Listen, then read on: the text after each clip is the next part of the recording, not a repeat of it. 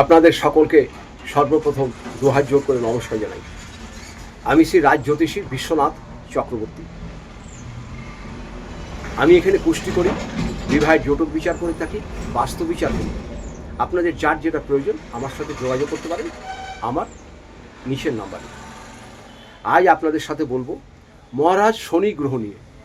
মহারাজ শনি গ্রহ, এই মহারাজ শনি গ্রহকে আমরা কি বলি? ন্যায়ের কারক গ্রহ। আপনি যেভাবে চলবেন আপনাকে মহারাজ শনি ঠিক সেইভাবে ফল দেবে। এই শনির ফল কিন্তু খুব মারাত্মক ফল। যেমন বলছি, বাবা মার যদি কর্ম খারাপ হয়, সন্তানকেও কিন্তু ভুগতে হয়। কারণ শনি গ্রহ খুবই বলবান এবং শক্তিশালী। বাবা মার কর্মের উপরে নির্ভর করে সন্তানদের কর্ম। বাবা মা যদি খারাপ কর্ম করে সন্তানদের ভুগতে হবে, বাবা মা কিছুটা ভুগবেই, তারপরে সন্তানদের ভুগতে হবে। দেখবেন বহু সন্তান আছে এককালে খুব সচ্ছলতায় ছিলেন, এখন এমনই অবস্থা, খেতে পাচ্ছে না, ব্যবসা চলছে না, না খেয়ে মরছে, এমনই অবস্থা, চারিদিকে দেনায়গ্রস্ত হয়ে গেছে। এই একমাত্র মহারাজ শনির কাজ। এই মহারাজ শনি যদি সপ্তম স্থানে থাকে জন্মকালে যদি সপ্তম স্থান হচ্ছে আমাদের স্ত্রীর স্থান। এই সপ্তম স্থানে যদি মহারাজ শনি থাকে তাহলে আপনার স্ত্রীর সঙ্গে আপনার সম্পর্ক ভালো থাকতে চাইবে না। কথায় কথায় খুঁটিনাটি লেগেই থাকবে। তার কারণ মহারাজ শনি হচ্ছে নিষ্ঠাবান, ন্যায়বান। নিষ্ঠা বলতে কীরকম? পরিষ্কার পরিচ্ছন্ন আচারী। তিনি সংসার ধর্ম পছন্দ করেন না। সপ্তমে যদি জন্মকালে কারো মহারাজ শনি থাকে তাহলে সংসার সুখ থেকে সে বঞ্চিত হয়, সন্তানদের নিয়েও তার অশান্তি ভোগ করতে হয়।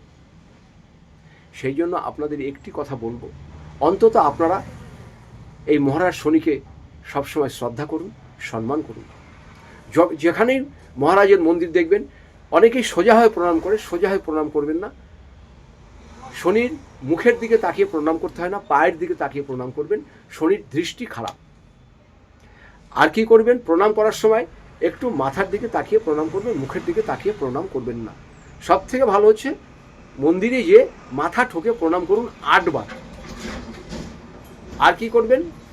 যদি সম্ভব হয় কালো গরুকে খাবার দিন, কালো কুকুরকে খাবার দিন, কাককে খাবার দিন। কাককে আপনার খাবার দেবেন 2 দিন 3 দিন দেবেন, দেখবেন তারপরেই এসে আপনার বাড়িতে কা কা করবে খাওয়ার জন্য। এদের জল আর খাবার দিন। কাককে খাবার দিলে শনি মহারাজ খুব তুষ্ট হয়। সপ্তমে শনি ভালো নয়, এটা আপনাদের জানতে হবে। এর জন্য ভালো জ্যোতিষীকে আপনারা দেখাবেন, দেখে তারা যেভাবে বলে সেভাবে আপনারা চলবেন। আর যদি আপনাদের প্রয়োজন হয় আমার সাথে যোগাযোগ করার, আমার নিচের নাম্বারে যোগাযোগ করবেন। আমি যতটুকু জানি আমি ততটুকু বলার চেষ্টা করব। তাই শনি মহারাজকে সবসময় সম্মান করবেন, আর যে কাজগুলো বললাম এইগুলো করবেন। আর শনিবার দিন কিন্তু নিরামিষ আহার করবেনই। আর শনিবার দিন একটি লোহার আংটি গঙ্গা জলে ধুয়ে যে কোনো শনি মন্দিরে যে মহারাজ ঠাকুরমশাকে বলবেন পায়ে ঠেকিয়ে দেবে। আপনার মধ্যমা আঙ্গুলে, ডান হাতের মধ্যমা আঙ্গুলে একটি শুধুমাত্র লোহার আংটি ধারণ করুন। আর আপনাকে কিছু পড়তে হবে না, কোনো কিছু পড়ার দরকার নেই। এতেই শনি তুষ্ট হবে। আর একটু নিষ্ঠাভাবে চলুন। আর যদি সম্ভব হয়, এই সামনে এখন শীত এসছে, 8 জন মানুষকে কালো কম্বল দান করুন। খুব গরিব মানুষ যারা অসহায় তাদেরকে 8টা কম্বল দান করুন। দেখবেন আপনার 2026 ভালো যাবে। এটাই আপনাকে বলে দিলাম। সবাই ভালো থাকুন, সুস্থ থাকুন। আপনাদের সকলকে দুহাত জোর করে নমস্কার জানাই।